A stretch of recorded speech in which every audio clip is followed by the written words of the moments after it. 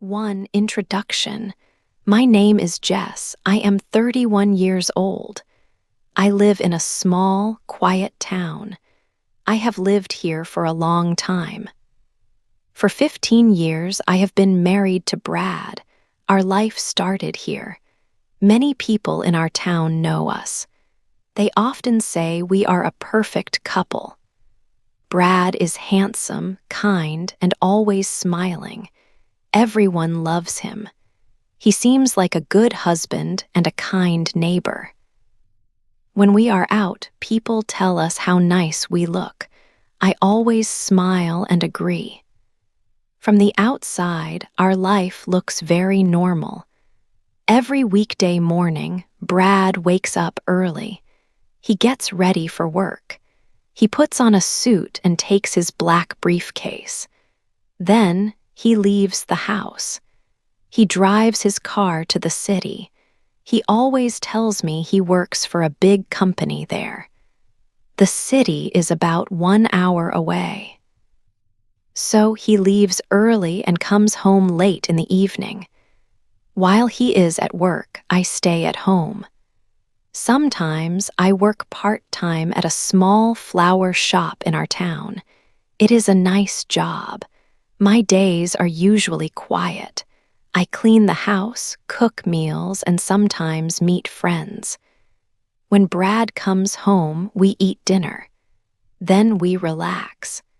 For many years, this was our life. I believed everything Brad told me.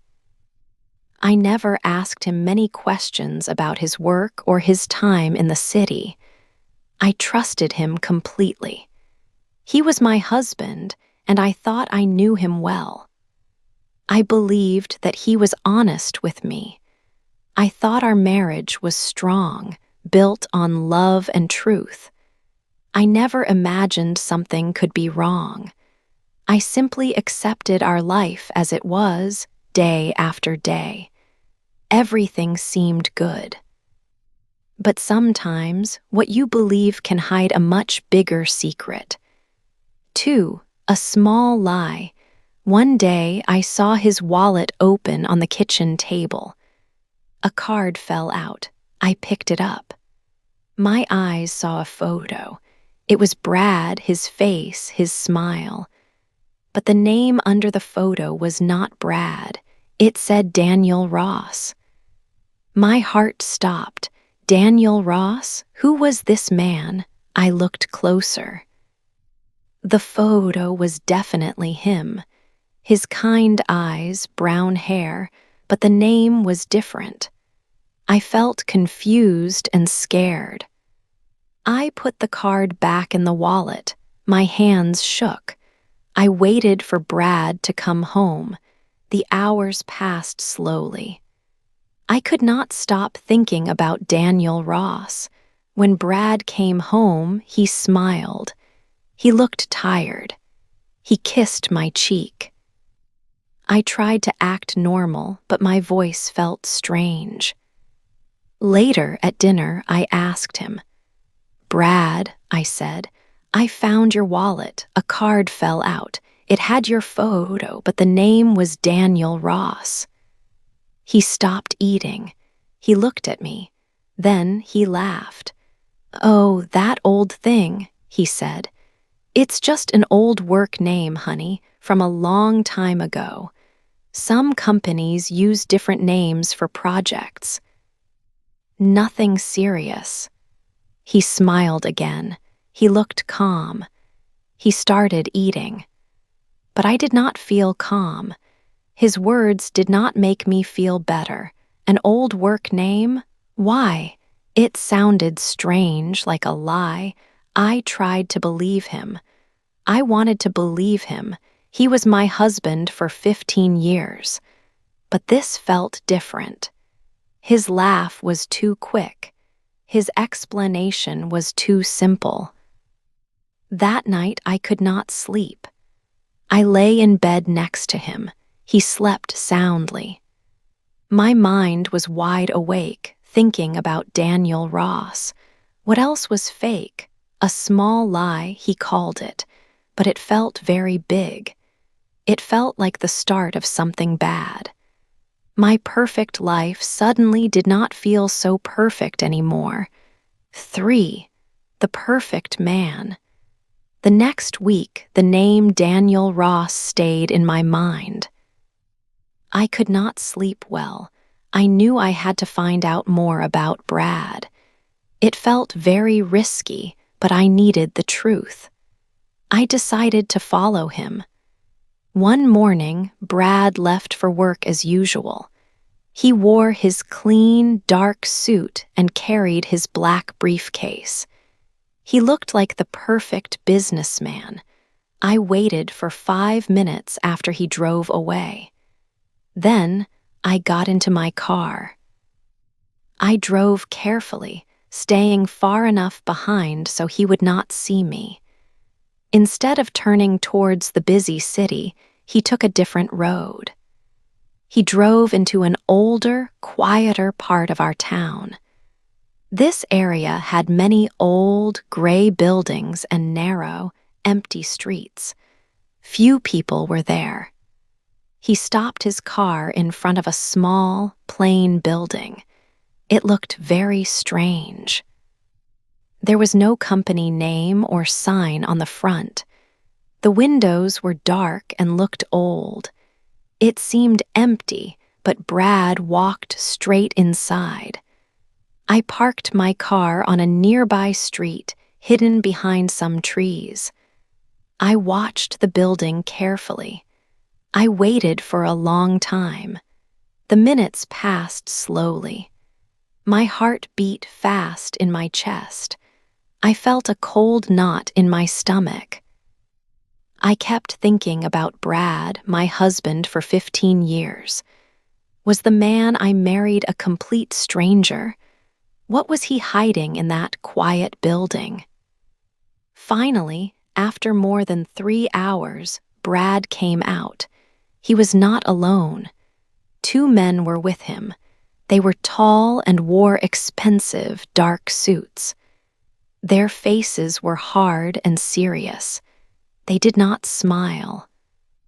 They looked strong and very dangerous, like men from a serious crime movie.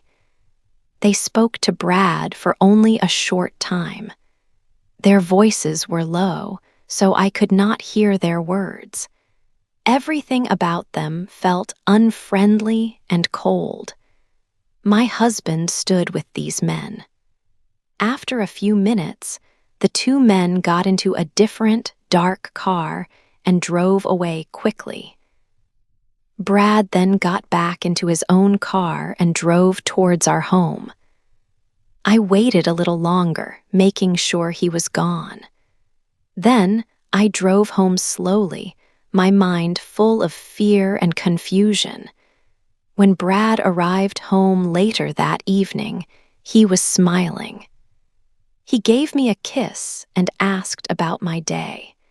He acted like everything was perfectly normal. He was the charming, perfect husband I thought I knew. But I knew it was not true. I had seen him. I had seen the dangerous men. His smile did not make me feel safe or happy anymore. Instead, I felt a deep, cold fear inside me. This was not a small lie about an old name. This was something much bigger and more dangerous. I was very scared. What was Brad truly involved in? My whole life with him now felt like a terrible lie. 4. A secret room. One evening, Brad forgot to lock his study door. It was always locked. He said it was for his important work. I never went inside. But this night, the door was open a little. I saw a small light. My heart beat fast. I felt I had to look. I walked to the door and pushed it gently. The room was dark, but a small lamp was on. It smelled like old paper. I stepped inside quietly. I saw many books and files on the desk. This was Brad's private place. I walked closer to the desk. I saw something shiny, passports, many passports. My hands shook as I picked one up. I opened it. The photo was Brad's face, but the name was not Brad. It was a different name. I opened another. Again, Brad's face, a new name. There were 5, 6, 7 passports, all with his face, all with different names. My mind could not understand this. This was a very big lie. My husband had many identities. Who was he really? My head started to hurt. I felt very cold. I put the passports down carefully. Then I saw a letter under some papers. It was in a language I did not know. But I saw my name on it. And next to my name, there was one word I understood. Watch. My name and watch. He was watching me. My whole life with him, 15 years, every smile. It was all a lie. He was not the man I thought. He was a stranger, a dangerous stranger. I wanted to scream, but I made no sound. I stood very still.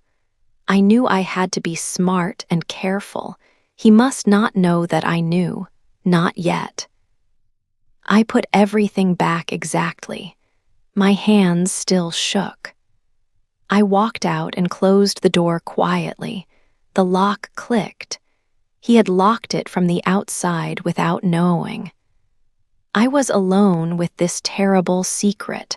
My perfect life was gone. 5, fear in the night. That night, Jess could not sleep. Her mind was full of thoughts. She knew she had to leave. She needed to be safe. Quietly, she packed a small bag. She put some clothes, money, and her phone inside. She planned to leave the house very early. She hoped Brad would be asleep. She did not want to see him. The room felt heavy with fear. She moved slowly, trying not to make any sound. The house was dark and quiet. Moonlight came through the window, making shadows. Jess felt her heart beating fast. She was very scared. She carefully opened the front door. Just as she was about to step outside, a voice spoke from behind her. "Where are you going?" Jess froze. Slowly, she turned around. Brad was standing in the hallway. He was not smiling. His face looked different. His eyes were cold like ice. Jess had never seen him look like this. A shiver went down her back. This was not the Brad she knew. I just need some fresh air," Jess said. Her voice was small and shaky. She tried to sound calm, but her hands trembled. Brad took a step closer. He looked at the small bag.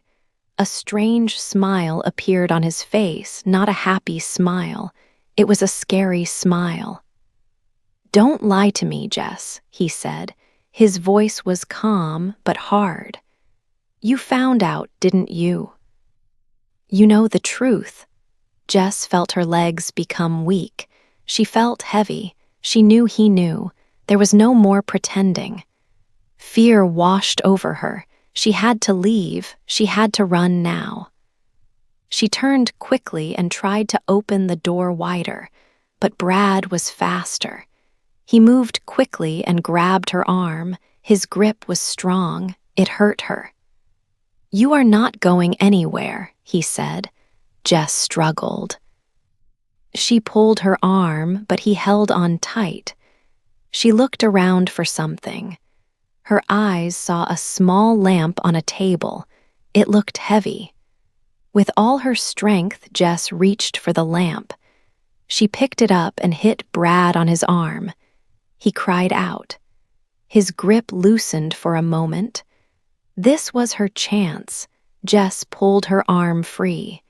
She did not stop to think. She did not stop for her shoes. She opened the door wide and ran out into the cold, dark night. Her bare feet hit the street. She could hear Brad's angry voice behind her. She did not look back. She just ran. She ran as fast as she could, her heart racing. Tears streamed down her face. She was scared but free, for now. She was running from a big lie, running for her life. She knew she had to get far away from him. 6. The truth about Brad. Jess hid in a small, cheap motel room. The walls were thin and the bed felt hard. She was alone and very scared. Her body still shook from running. She closed her eyes, but she could still see Brad's cold face. She knew she needed help. She thought of her old friend, Sarah. Sarah always listened. Jess took out her phone. Her hands were shaking as she called Sarah. Sarah answered quickly. "Jess, are you okay?" she asked. Jess started to cry. She told Sarah everything. She spoke about finding the card with Daniel Ross. She spoke about following Brad to the strange building. She spoke about the passports in the study. And she spoke about running away in the night. Sarah listened very carefully. "Come to my place," Sarah said. "We will figure this out together." But Jess felt it was not safe to go to Sarah's house yet. Sarah came to the motel instead. She brought some food and a laptop. "We need to find out who Daniel Ross really is," Sarah said. Jess nodded. They sat on the small bed. Sarah opened her laptop. She typed Daniel Ross into the search bar. Many pages came up. Jess felt her heart beat fast. They clicked on a link. It was a news article from years ago. Daniel Ross was wanted by the police. He was wanted for fraud. This meant he cheated many people. He took their money with false promises.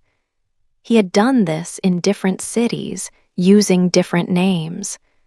Jess saw pictures of him. It was Brad's face, but the name was always Daniel Ross or another fake name. He was a master of lies. Jess felt a cold wave wash over her. For 15 years, she had lived with a lie. The man she married, the man she loved, was not real. He was a criminal. He never loved her. He used her. He used their marriage in the small town to hide. He wanted to look like a normal husband, a normal man. This helped him fool other people. It helped him escape the police. Jess was just a part of his big, dark plan. Tears streamed down Jess's face. Her heart felt like it had broken into 1,000 pieces. All the memories, all the love, all the trust, it was all fake. It was a terrible, painful truth. But deep down, a small voice told her she was lucky. She was alive. She had escaped. She was free from his lies. She had to be strong now. She had to start a new life far away from Daniel Ross. 7, he finds me. Jess had been hiding for 2 days. She felt a little safer, but still scared. She stayed in her motel room. She did not go out. She watched television and tried to read. But her mind was always on Brad, or Daniel. She did not know what to call him anymore. She thought about his face, his smile. She remembered the good times, but then the bad times came back. The lies, the passports, the secret room. She knew he was a dangerous man. On the third day, she looked out the window. She saw a car. It was his car. Her heart started to beat very fast. It felt like a bird trying to escape her chest. He found her. How did he find her? She did not know, but he was here. She felt cold. She felt hot. She felt very, very scared. She grabbed her phone. Her hands were shaking. She dialed the police number. She whispered into the phone. "My husband, he found me. He is outside my motel room." She gave the room number and the motel name. She tried to be quiet. She did not want him to hear her. She held the phone tight. Then she heard a knock. It was a soft knock at first. "Jess, please, let's talk," he said. His voice sounded normal, like the old Brad, the Brad she loved. But she knew it was a trick. She knew he was a liar. She stayed quiet. She did not move. She did not make a sound. She held her breath.